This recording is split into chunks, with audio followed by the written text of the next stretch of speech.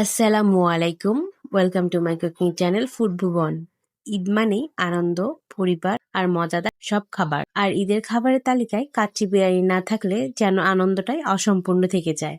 তাই আজকে আপনাদের জন্য খুব সহজে ঘরে বানানো মশলা একদম ঝরঝরে পারফেক্ট কাচ্চি বিরিয়ানি রেসিপি নিয়ে এসেছি। কাচ্চি বানাতে গেলে মাংস পুড়ে যায়, তা না হলে নিচে পানি থেকে যায়। আমার দেখানো খুব সহজ কিছু ধাপ অনুসরণ করলেই বাসাতেই তৈরি করতে পারবেন রেস্টুরেন্ট স্টাইলে পারফেক্ট কাচ্চি বিরিয়ানি। তাহলে চলুন দেরি না করে শুরু করি স্পেশাল কাচ্চি বিরিয়ানিটি। কাচ্চি বিরিয়ানিটি যেহেতু আমি ঘরোয়া মশলায় তৈরি করব, এর জন্য শুরুতে একটি মশলা বানিয়ে নিচ্ছি। এর জন্য এখানে নিয়েছি একটি স্টার এলাচ, নিয়েছি দুটো বড় এলাচ, 7-8টার মতো কাবাব চিনি, 7-8টা লবঙ্গ, একটা জয়ফলের অর্ধেক এখানে নিয়েছি, দারচিনি 5-6টার মতো, এখানে নিয়েছি 13-14টার মতো সাদা এলাচ, আর নিয়েছি হাফ টেবিল চামচের মতো গোলমরিচ। এখন এগুলোকে একটি মিক্সিং জারে গুঁড়ো করে নেব। গুঁড়ো করা হয়ে গিয়েছে, এখন এটাকে একটি বাটিতে ঢেলে নিচ্ছি। এখানে এই মশলায় আমি দুটো ছোট সাইজের জয়ত্রী ব্যবহার করেছি, যেটা স্কিপ হয়ে গিয়ে। এখন এটাকে একটি পাশে রেখে দিচ্ছি। আজকে আমি গরুর মাংস দিয়ে কাচ্চিটি তৈরি করব। এই জন্য এখানে আমি 1.5 কেজি পরিমাণ গরুর মাংস নিয়েছি। আমি বড় বড় পিস করে এগুলোকে কেটে নিয়েছি। সাধারণত কাচ্চি রান্নাতে মাংসের সাইজটা একটু বড়ই থাকে। এখন কিছু মশলা দিয়ে মাংসটাকে মেরিনেট করে নেব। এই জন্য শুরুতে এখানে দিয়ে দিচ্ছি 3 টেবিল চামচের মতো রসুন বাটা, আরও দিচ্ছি 3 টেবিল চামচ আদা বাটা, তারপর দিয়ে দিচ্ছি 2 টেবিল চামচ বাদাম বাটা। এখানে আমি কাঠবাদামটাকে বেটে নিয়েছি, আপনারা যে কোনো বাদাম এখানে ব্যবহার করতে পারেন। তারপর এখানে 2.5 চামচের মতো মরিচের গুঁড়া দিয়ে দিলাম। এখানে আপনারা ঝালটা আপনাদের পছন্দ মতো বাড়িয়ে কমিয়ে নিতে পারেন। তারপরে এখানে আমি 1 চামচের মতো জিরার গুঁড়া দিয়ে দিচ্ছি, আর সেই তৈরি করে রাখা কাঁচের মশলাটা সম্পূর্ণটুকু এর মধ্যে দিয়ে দিচ্ছি। আপনারা এখানে প্যাকেট মশলা ব্যবহার করতে পারেন। তারপর এখানে আরো দিয়ে দিচ্ছি 1 টেবিল চামচের মতো গরম মশলা গুঁড়া। তারপর এখানে দিয়ে দিচ্ছি হাফ কাপ পরিমাণ টক দই, আরো দিয়ে দিচ্ছি 3 টেবিল চামচের মতো টমেটো সস। তারপর দিয়ে দিলাম স্বাদ মতো লবণ। এখানে আমি 2 কাপ পরিমাণ পেঁয়াজ বেরেস্তা নিয়েছি, তার মধ্যে দিয়ে দিলাম। তারপরে এখানে আমি 250 গ্রাম তেল দিয়ে দিচ্ছি। এই তেলে আমি পেঁয়াজটাকে বেরেস্তা করে নিয়েছি। অবশ্যই কাচ্চি বিরিয়ানি বা যে কোনো বিরিয়ানির ক্ষেত্রে এই বেরেস্তার তেলটা ব্যবহার করার চেষ্টা করবেন, তাহলে কিন্তু কাচ্চি বিরিয়ানি বা বিরিয়ানি খেতে কিন্তু অনেক মজার হয়। এখন সবকিছুকে একত্রে আমি ভালো করে মিশিয়ে নেব। অবশ্যই একটু হাত দিয়ে ভালো করে এগুলোকে মেখে নিতে হবে, যাতে করে মশলাগুলো মাংসের গায়ে গায়ে লেগে থাকে। আমি এখানে কোনো প্রকার পেঁপে বাটা বা পেঁপের চোচা পেটে ব্যবহার করিনি। বাবুর্চিরা এভাবেই মাংসটাকে মেখে 2-3 ঘন্টা রেখে দেয়, আর আপনাদের হাতে যদি সময় না থাকে তাহলে 1 ঘন্টা রেখে দিলেও হবে। এখন ঢাকনা দিয়ে এটাকে ঢেকে 2 ঘন্টার মতো রেস্টে রেখে চলে এলাম 2 ঘন্টা পর। এখন ঢাকনাটা উঠিয়ে দিচ্ছি। এখন এখানে আমি হাফ কাপ পেঁয়াজ বেরেস্তা নিয়েছি, তার সাথে 3 টেবিল চামচ পাউডার দুধ দিয়ে এটাকে ভালো করে মিশিয়ে নিচ্ছি। মিশিয়ে নিয়ে এখন এটাকে এই মাংসের উপরে দিয়ে দিচ্ছি। তারপর 5-6টার মতো আলু বোখরা এর উপরে দিয়ে দিচ্ছি। তারপর এখানে ভেজে রাখা আলু এর মধ্যে দিয়ে দিচ্ছি। আমি সামান্য একটু জর্দার রং, একটু লবণ আর একটু চিনি দিয়ে আলুটাকে মেখে ভেজে নিয়েছি। তারপর এখানে 6-7টার মতো কাঁচামরিচ দিচ্ছি। এখন ঢাকনা দিয়ে ঢেকে এটাকে একটি পাশে রেখে দিচ্ছি। এখন চলে যাচ্ছি চালটা সেদ্ধ করে নিতে। এর জন্য চুলায় একটি পাত্রে পর্যাপ্ত পরিমাণ পানি নিয়ে নিয়েছি।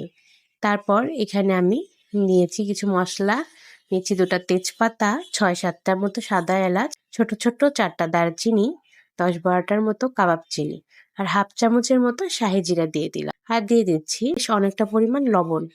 আপনারা এখানে লবণটা একটু বেশি ব্যবহার করবেন, কারণ চাল যতটুকু লবণ নেওয়ার অতটুকু লবণ নিয়ে বাকি লবণটা কিন্তু এই পানির মাধ্যমে বের হয়ে যাবে। আর এখানে পানিটা আপনারা চালের ডাবলের চেয়েও বেশি ব্যবহার করবেন, তাহলে রাইসটা অনেকটা ঝরঝরে হবে। এখন পানিতে বলক আসা পর্যন্ত অপেক্ষা করছি। এই ফাঁকে এদিকে আমি একটি বাটিতে 1.5 কাপ পরিমাণ আটা নিয়ে নিচ্ছি। এখন অল্প অল্প করে পানি দিয়ে একটি আঠালো ডো তৈরি করে নিচ্ছি। এই ডোটা দিয়েই আমি পাত্রের চারপাশে লাগিয়ে দেব। আর এই ডোটা অবশ্যই একটু স্টিকি ভাবে তৈরি করবেন, তাহলে কিন্তু এর মধ্যে থেকে কোনোভাবে ভাপ বের হয়ে যাবে না। এখন এটাকে একটু পাশে রেখে দিচ্ছি। এদিকে পানি ফুটে উঠেছে, এখন এর মধ্যে আমি বাসমতি চাল দিয়ে দিচ্ছি।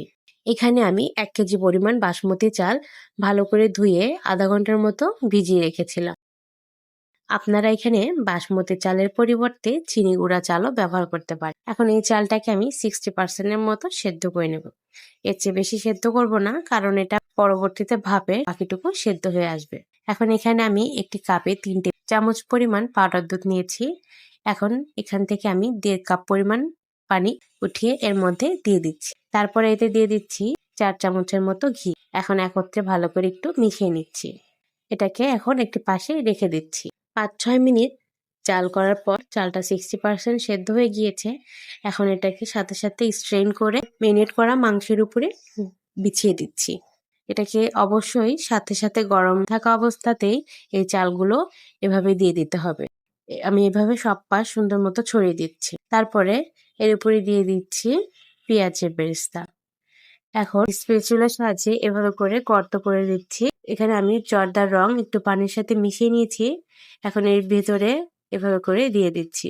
এতে করে কাচ্চি বিরিয়ানিটা দেখতে অনেক সুন্দর হয়। তারপর এখানে 6-7টার মতো কাঁচামরিচ দিয়ে দিচ্ছি। সেই তৈরি করে রাখা দুধ আর ঘিয়ের মিশ্রণটি এভাবে আমি একটি চামচের সাহায্যে সব পাশে ছড়িয়ে দিচ্ছি। তারপর এই চারপাশে আটা দিয়ে এভাবে করে টেনে টেনে দেওয়ার চেষ্টা করবেন, যাতে সব পাশে আটা লেগে থাকে।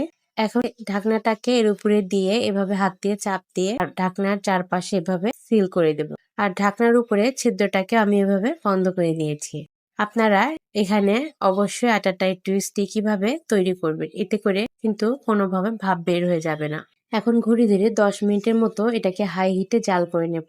যখন দেখবেন এই ঢাকনাটা 1 সেকেন্ডেরও বেশি সময় ধরে রাখতে পারছেন না, তখন চুলার আঁচটা মিডিয়াম হিটে করে 5 মিনিট জাল করে নেবেন। এই 5 মিনিট মিডিয়াম হিটে রাখার পর আমি এর নিচে একটি তাওয়া দিয়ে নিয়েছি এবং তাওয়াটাকে ভালো করে গরম করে নিয়েছি। তারপর একেবারে লো হিটে এটাকে আমি 55 মিনিটের মতো রেখে দেব। এতে করে দেখবেন মাংসটাও সুন্দর মতো সেদ্ধ হয়ে যাবে, নিচেও পুড়ে যাবে না। আর আপনারা অবশ্যই এই কাচ্চি বিরিয়ানি যখন রান্না করবেন তখন অবশ্যই মোটা তলাযুক্ত পাত্র ব্যবহার করবেন। আর আপনাদের চুলায় যদি সব পাশে আগুন একইভাবে বের না হয়, তাহলে কিছুক্ষণ পর পর পাত্রটাকে ঘুরিয়ে ঘুরিয়ে দেবেন। এতে করে সব পাশ সুন্দর মতো কুক হবে। 55 মিনিট পর এখন আমি চুলাটাকে বন্ধ করে দিই। এখন আমি দম ভাঙবো না, এটাকে এই অবস্থাতেই আমি 20 মিনিট রেখে দেব। এভাবে করে রাখলে দেখবেন রাইসটা অনেক সুন্দর ঝরঝরা হয়ে যায় আর মাংসটাও পরিপূর্ণভাবে সেদ্ধ হয়ে যায়। 20 মিনিট পর এখন আমি দমটা ভেঙে দিচ্ছি। ছুরির সাহায্যে এভাবে করে আটার অংশগুলো খুলে নিচ্ছি। তারপর ঢাকনাটা উঠিয়ে নিচ্ছি। দেখতে পাচ্ছেন মাশাআল্লাহ কতটা সুন্দর দেখা যাচ্ছে। নিচ থেকে আমি একটু উল্টে পাল্টিয়ে দেখানোর চেষ্টা করছি। দেখতে পাচ্ছেন কোথাও কোনো কিছু পুড়ে যায়নি বা কোনো পানি দেখা যাচ্ছে না। এখন আমি আপনাদের পরিবেশন করে দেখাচ্ছি। দেখতে পাচ্ছেন কতটা ঝরঝরা হয়েছে। আপনারা হয়তোবা দেখেই বুঝতে পারছেন। আপনারা আমার রেসিপি ফলো করে যদি বাসায় একবার হলেও ট্রাই করেন, তাহলে আপনারা কাচ্চি রান্না করতে কোনোভাবে ব্যর্থ হবেন না। এই ঈদে এইভাবে কাচ্চি রান্না করলে সকলেই আপনার প্রশংসা করতে বাধ্য হবে। আর কেমন হলো আজকের রেসিপিটি অবশ্যই কমেন্টে জানাতে ভুলবেন না। যারা এখনো আমার চ্যানেলটিকে সাবস্ক্রাইব করেননি, সবার কাছে অনুরোধ জানাচ্ছি প্লিজ চ্যানেলটিকে সাবস্ক্রাইব করে আমার চ্যানেলের পাশেই থেকে যাবেন। সবাই ভালো থাকবেন, সুস্থ থাকবেন। আল্লাহ হাফিজ।